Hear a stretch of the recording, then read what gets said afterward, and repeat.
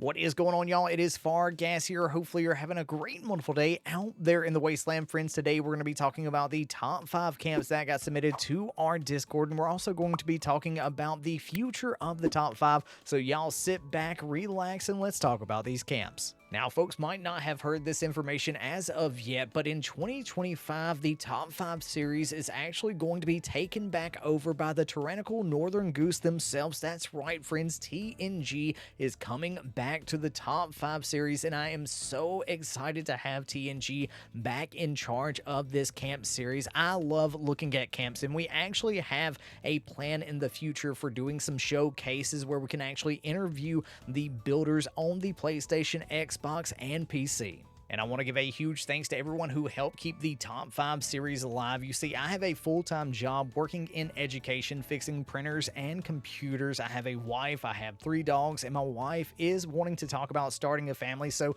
who knows, in the next year or two, we might have a little, red-headed, potentially, hopefully, Fallout player running around this house. But the judges are absolutely so vital in me taking over the Top 5 series, y'all. I would not have been able to do the Top 5 series without them. So to the past and the current judges, thank y'all so much for spending so much time going over these camps, reviewing, and also just showing how much you care about the Top 5 series. And to the builders, thank y'all so much for sharing your camps with the community. You show how much you love the art and the craft of camp building in Appalachia, and I cannot wait to see what future builds y'all have planned. And to everyone else that just watches, likes, and comments, thank you so much for helping the algorithm out with YouTube and showing that there are still people that enjoy camp building in Fallout 76. Now in 5th place this week, we have Cow and Baby with their Pumpkin Fairgrounds, and this is such a great looking camp that they have built and put together for the adventurers out in Appalachia, and it really does remind me of the fairgrounds down here in Georgia. I can only imagine how much time they spent planning out this camp, because when you watch the video, you can clearly see how much planning had to go into building this cool little design of a camp. I mean, look at the different areas and the different merges that they designed. The standout portion to me of this build is the Ferris wheel that they have built, and using power lines as the structure is a brilliant move to help make this dream into a reality. One of the great things about this camp is that it doesn't have a huge footprint, but it is tightly compacted into its own spot in the wasteland. Cow and Baby, keep up the amazing work, bud.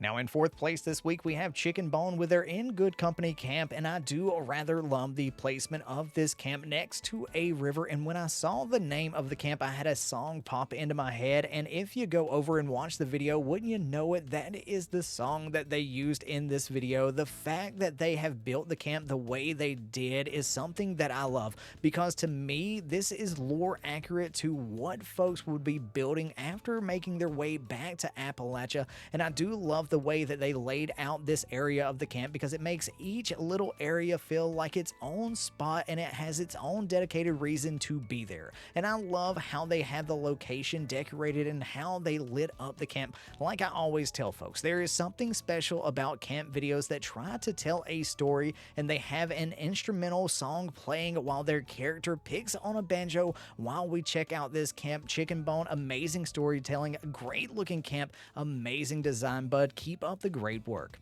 Next up in 3rd place, we have Bustin' My Ashley with their claimed culvert camp, and this is something that I love to see builders do with their camps in Fallout 76. You see, Ashley was traveling around Appalachia and came across a culvert that they wanted to build in, so they took the time and packed their patience to make this amazing looking home. And it really does look like they scavenged around the wasteland to build this home for themselves. They also have built the flooring just above the water, so you can see the animation of the water flowing beneath the camp, and you can also hear the water, which I have to imagine would do wonders for falling asleep at night in a nuclear wasteland. There are some great merges throughout this entire camp, and I love what they have done with the place on the inside and the outside. This is one of those camps where I don't think a single square foot has gone unused, but it doesn't look like you would feel cramped at all. This is one I would love to visit in the wasteland. Keep up the amazing work, bud.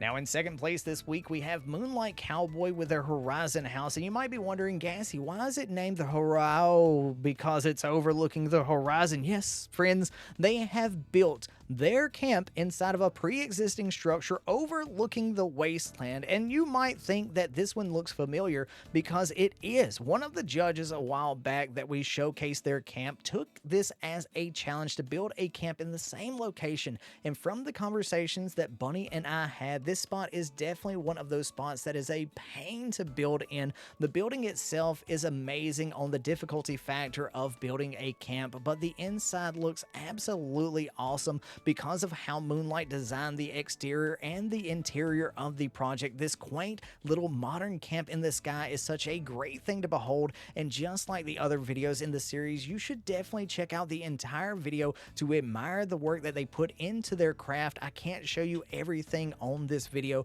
but you should definitely check out all of these videos. Keep up the amazing work, bud.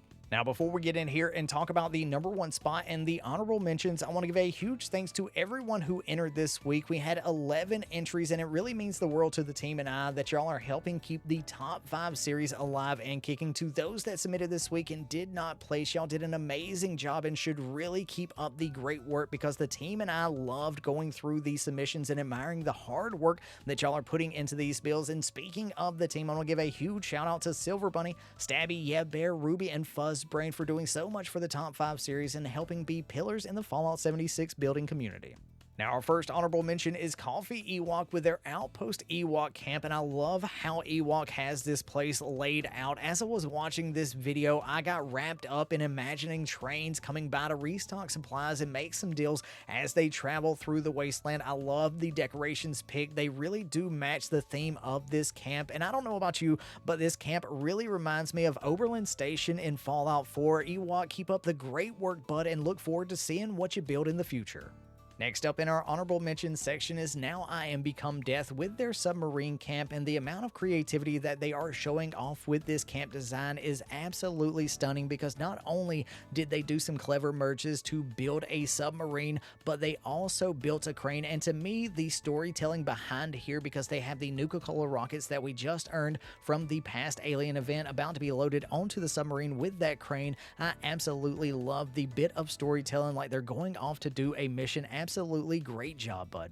Now, in first place this week, we have the Akiras with their design of Grandma Junko's garden, and I really do hope they told her that they had company coming by so she doesn't feel like she had to whip anything up, but I love the theme behind this camp, and I do forget how gorgeous the wasteland can look when great builders are involved, and I can only imagine what an adventurer would think as they travel through Appalachia and stumble upon this camp. I bet people would think they've been teleported to a far-off fantasy land, and they did such a great job with designing the house to accent the garden. It really does feel like this is something that developers could sneak into the game for travelers to find. I love the lighting done at this camp, and honestly, this is one of those camps that make me want to boot up the PlayStation to check it out for myself, because just like they ask in Starship Troopers, yes, I would like to know more on how you designed this one. Y'all keep up the amazing work, and thank you so much for sharing this with us. Thanks so much for taking time out of your busy day to check this video out, and let us know in the comments section below which of the camps are your favorite from the top 5 series this week. Thanks so much to the channel members for the continued support. Y'all have a great, wonderful day out there in the wasteland. Peace. Love ya.